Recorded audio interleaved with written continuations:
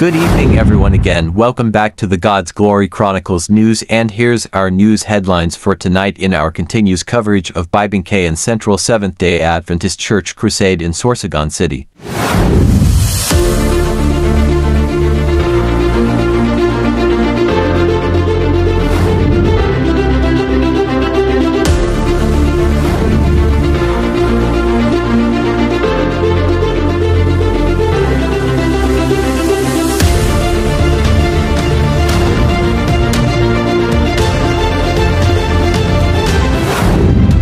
The attendance was amazing tonight on the third day of the Harvest 2025 Evangelistic Crusade at the Bibingka and Seventh-day Adventist Church in Sorsogon City, Philippines. There were almost no empty seats, and others were standing outside because of the large crowd that attended the crusade, all made possible with the help of the Lord.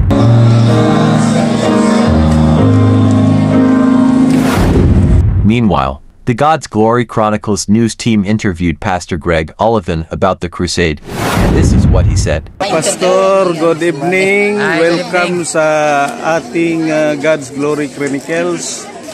Pastor, ano ba ang pinaka-highlight po nitong crusade na ito dito sa Bibingkahan? So, ang layunin po nito ay talagang maihayag natin ang salita ng Panginoon dito sa Sorsogon City. Kaya nag-invite tayo ng iba't ibang barangay para may paabot ang mabuting pabalita ng Panginoon, para mas marami pang mga tao dito sa Sorsogon City ang mahanda sa malapit na pagbabalik ng ating Panginoon. Okay, so bukas, Pastor, is parang ano na, yung napapalapit na yung culmination, kasi Sabbath culmination ng crusade. Apo. So ang baptism ba ay dito yan sa loob ng church or lalabas? Dito po ang panukala natin ay dito na siguro tayo magbabaptism sa sa baptismal pool natin.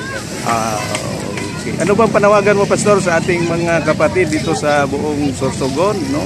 Dito sa Bibingkahan? Ang ating panawagan sa ating mga kapatid na tayong lahat, mga kapatid, ay laging makilahok sa gawain ng paglilingkod at pangangaral, sapagkat ito ang tinagubilin sa atin ng ating Panginoon, ay pangaral ang pabalita sa buong sanlibutan upang lahat ay mahanda sa pagbalik ng Panginoon at makamit ang kaligtasan na Kanyang ipinangako. Kaya ang bawat isa sa atin ay mahalaga na laging kalahok sa gawain ito.